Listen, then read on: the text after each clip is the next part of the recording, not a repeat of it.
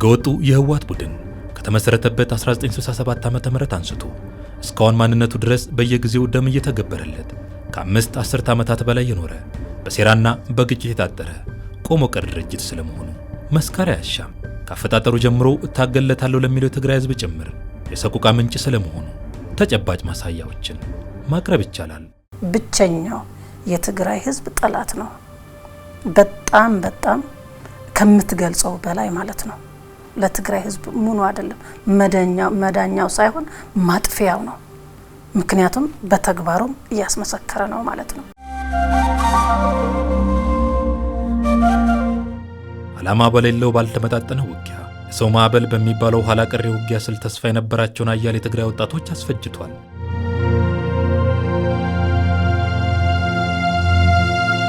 አዛውንቶቹ የድርጅቱ መሪዎችና የጦር አበጋዞች ሀገር የመምራት ዕድል ባገኙ ጊዜ የሀገርንና የመንግስትን የደለበ ሀብት ዘርፈው በህዝብ ትግል ከመንበረ ስልጣናቸው ተሽቀንጥረው ወደ ትግራይ ሲመለሱ በቀጥታ ወደ ወርቅ ንግድና ዝርፊያ ነበር እየተሰማሩት።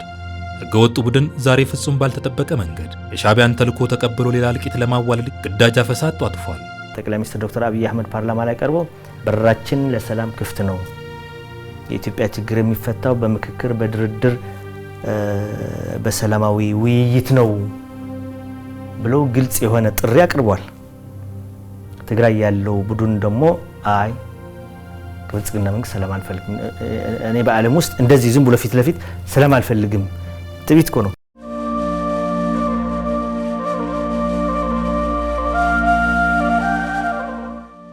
ከላኪው ሻዕቢያ የተቀዳ ህግ አራዊት አርቅቆና አጽድቆ በግፍ ያስራል፣ ይገርፋል፣ ይገድላል። ለየት ያለውና አዎንታዊ ጉዳይ የትግራይ ህዝብ ዛሬ እንደ ትላንቱ ለቆሞ ቀሮቹ ዕድሜ ማራዘሚያ ፈቃደኛ ሊሆን አለመቻሉ ነው።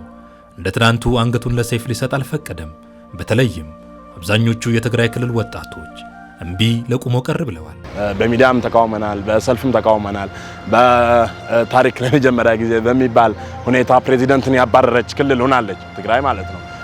ይሄንን ስቶሪ እንዳይደገም አሁን የቻልነውን ሁሉ እያደረግን ነው ያለነው። ቀድሞ ሐዚ ዝተገበረ ጦርነት ኣብ ትግራይ በጣም ለትግራይ አዕኒዋ አድቂዋ እዩ። ከዚህ ቀደም በተደረገው ጦርነት ምክንያት ትግራይ ለከባድ ውድመት ተዳርጋለች። በእያንዳንዳችን በቤተሰቦቻችንና በህዝባችን ላይ የደረሰው ጉዳት ሊገለጽ የማይችል ነው። አብዛኛው የትግራይ ወጣት ወደ አዲስ አበባና ወደ ተለያዩ የሀገሪቱ ክፍሎች እየጎረፈ ይገኛል። ይህ የሚያሳየው ጦርነት ምን ያክል እንዳሰለቸው እንጂ ትግራይን ጠልቶ አይደለም። ያለፈው አውዳሚ ጦርነት ዳግም እንዲከሰት አይፈልግም። እስካሁን ዘርፈዋል፣ እስካሁን ሰርቀዋል፣ ሀብት ንብረት አፍርተዋል፣ ቤተሰቦቹ ውጭ ላይ አኑረዋል።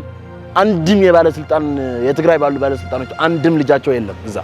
እኛ እየሞትን እኛ እየተሰቃየን ሰው ይበቃል ማለት አለብን። የትግራይ ወጣት ይበቃል ማለት አለበት። ይሄ ቡድን የትግራይ ህዝብ ጠላት ነው፣ ምንም አይደለም፣ ከጠላትም በላይ ነው። ምክንያቱም ከእቅፉ ነጥሎ በኃይል እናት እያነባች እየሮጠች እየጮኸች ልጇን ወስዶ በዶላር ሲሰጥባት እንዴት ምን ትለዋለህ? ይሄ ማንነቱ ራሱ ትግራዋይ ነው ወይ ብለህ እንድታነሳ ነው የሚያደርግ። ማንነቱ ራሱ ከትግራይ እየተፈጠረ ነው ወይ ብለህ እንድታነሳ ነው የሚያደርግ።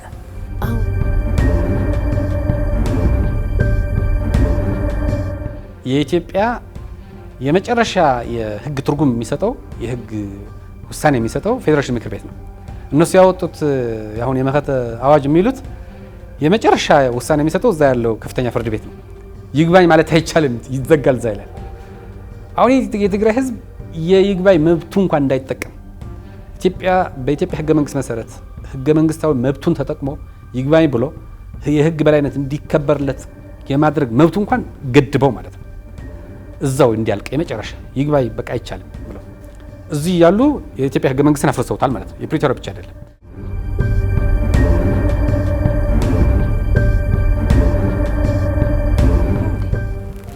ድንጋይ የወረወረችው ያቺ እናት ለማን ነው የወረወረችው? ድንጋይ ለመኪና ብቻ እኮ አይደለም፣ ለዛ ወጣቱን ለማዳን ብቻ አይደለም። በድንጋይ የወረወሩ እያሰሙ የነበሩ ድንጋዩም ለነሱም ጭምር ነው።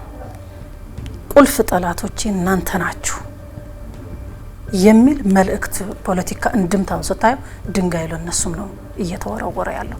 ስለዚህ ብቸኛ መዳኛ ይቅርና ከመዳኛ ጋር የሚሰለፍ ሳይሆን ከጠላት የሚሰለፍ ቡድን ነው አሁን ያለው ቡድን ማለት ነው።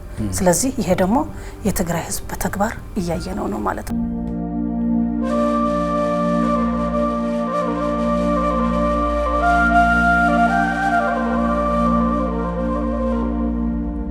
ዛሬም በግብጽ ዳረጎት በሻዕቢያ አጋፋሪነት በህገ ወጡ ህወሓት አስፈጻሚነት ጥላ ስር የተሰባሰቡት ሸኔና ራሱን ፋኖ ብሎ የሚጠራው ጽንፈኛው ቡድን ባልተቀደሰ ጋብቻ ጽምዶ በሚል ስም ተጣምረው ቂም የቋጠሩባትን ሀገርን ለማተራመስ ኢትዮጵያን ለማፈራረስ መውተርተራቸው አልቀረም። ፋይዳ ቢስ ጋብቻ ሆነ እንጂ ያጣመራቸው ዋናው ዓላማ የጥፋት ዓላማ ስለሆነ ነው። አንደኛ የኢትዮጵያ ጉዳይ ሁሉ ጊዜ የማይተኛ ነው ሻዕቢያ ማለት። በኢትዮጵያ ጉዳይ አይተኛም። ኢትዮጵያ ከተቻለ ተከፋፍላ አሁን እንደሚልዋት ማለት ነው ኢትዮጵያ በተን አርጎ እሱን ከፍ ለማለት ነው። ሌላው ደግሞ ተላላኪዎች ናቸው እነሱ በራሳቸው የነገሩን ነው። ነግረውናል እኮ ግብጽ ከጎናችን አለ ብለውናል በራሳቸው ማለት ነው። ግብጽም አለ ሱዳንም አለ ሌሎችም አሉ ብለውናል። የተላላኪነት ስራ ነው የሚሰሩት። ለመማር ለፈለገ ሰው ትናንት ከነዚህ ኃይሎች ጋር በነበረ ትብብር ኢትዮጵያ በዘመናት ታስተዳድር የነበረውን ቀይ ባህር አጥታ የጂኦግራፊ እስረኛ የሆነችው በነዚህ ኃይሎች ጋር በነበረ ትስስር ነው። ከነዚህ ኃይሎች ትስስር ውጪ ኢትዮጵያን ጂኦግራፊክ እስረኛ ማድረግ የሚችል ምንም አይነት ነገር አልነበረም። የኛው እንክርዳዶች ያልተቀደሰ ጋብቻ ፈጥረው አጠቃላይ የዓለም ሁኔታን ፈቅዶላቸው ነው ኢትዮጵያን አሁን ያለውን ትውልድ ሳይሆን በጣም ብዙ ትውልድ ዋጋ የሚያስከፍል ታሪካዊ ጥፋት የተፈጸመው። ከነዚህ ኃይሎች ጋር የሚደረገው ሌላው ሽርጉድ መሰል ጥፋት ከማምጣት ውጪ ለኢትዮጵያውያን ምንም አይነት ጥቅም አያመጣም። በአንጻሩ ኢትዮጵያ በአንድ በኩል ሰላማዊ ፖለቲካ አማራጭን፣ በሌላ አቅጣጫ የተመጠኑ የህግ ማስከበር ስራዎችን እያከናወነች በአብዛኛው ሁለንተናዊ ብልጽግና ጉዟን እያጠናከረች መቀጠሏ ባንዳዎችንና ባዳዎችን አስከፍቷል። ኢትዮጵያ ያሸነፈችውን ትግል ወደ ጠረጴዛ አምጥታ በፕሪቶሪያው ስምምነት መሰረት መቋጨቷ፣ ታላቁ የኢትዮጵያ ህዳሴ ግድብን በስኬት ማጠናቀቋ፣ የባህር በር ጥያቄዋ፣ ሁሉን አቀፍ የልማት ስራዎቿና ለውጧ ላኪዎችንም ተላላኪዎችንም አስደንግጧል።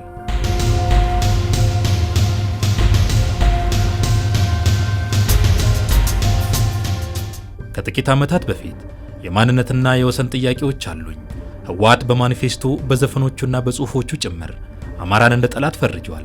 በ27 ዓመታቱ የወያኔ አገዛዝ ዘመን የበዛ ግፍ ተፈጽሞብኛል ይህን የነበረው ራሱን ፋኖ እያለ የሚጠራው ጽንፈኛው ቡድን ዛሬ 360 ዲግሪ ተገልብጦ ከህገ ወጡ የህወሓት ቡድንና ከኢትዮጵያ ታሪካዊ ጠላቶች ጋር ያልተቀደሰ ጋብቻ ፈጠርኩ ማለቱ አሳዛኝም አሳፋሪም ነው። የአማራን ህዝብ በድርጅቱ ጽሁፎች፣ ሰነዶች እንደ ጠላት አስቀምጦ እታገለው ያለው ኃይል ማን ነው?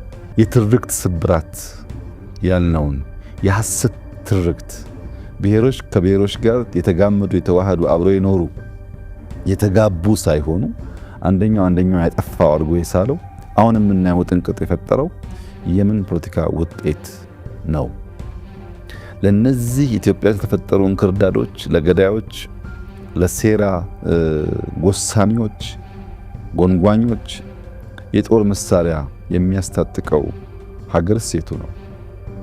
ከለላ መከታ ሆኖ ኢትዮጵያን የጂኦግራፊክ እስረኛ ቀይ ባህር አልቦ የሆነች ሀገር እንድትሆን ለነዚህ ኃይሎች ከለላ ይሰጥ የነበረው ሀገር የቱ ነው? እነዚህ ጥያቄዎች ማንሳት የሚችል የትኛውም ኢትዮጵያዊ አሁን ላለው ላልተቀደሰ ጋብቻ ምላሽ ያገኛል። ለኦሮሞ ህዝብ ነጻነት እታገላለሁ የሚለው ሸኔም ትናንት በኦነግ ስም ጠባብ እያለ ሲያጠበው ሲያስር ሲገርፈው ከነበረው ኃይል ጋር ማበሩ ያልተቀደሰው ጋብቻ ፍቺው የቅርብ መሆኑን የሚያረጋግጥ ነው።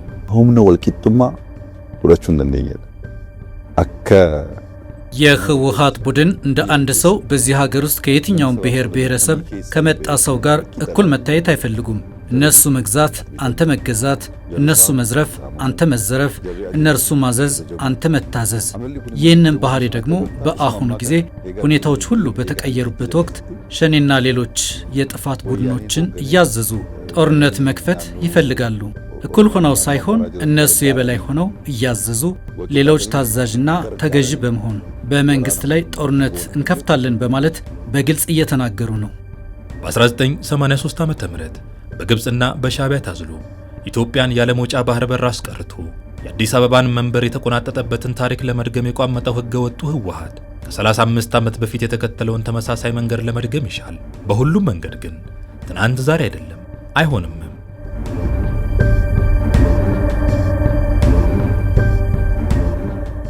ጦር አምላኪው ደም የጠማው ህገ ወጡ ቡድን ዛሬም የግጭት ነጋሪት እየጎሸመ ነው። በእያንዳንዱ ሙከራው በአፈሳ ያስገደዳቸውን የዋ ወጣቶች እያስፈጀ የትግራይ እናቶችን በእንባ እያራጨ መቀጠልን እየመረጠ ይመስላል። ትግራይ ህዝብ ላይ በ2013 በ2014 በተፈጸሙ ጉዳቶች 76% ጉዳት አደጋ በትግራይ ህዝብ ላይ ያደረሰው የሻዕቢያ ወታደር ነው ይላል። አሁን ያለው ቡድን አሁን ያለው የሻዕቢያ አንጃ ምን ይላል? አንደኛው የትግራይ ህዝብ ወዳጃችን ሻዕቢያ ነው ይላል። እንዴት ይሆናል?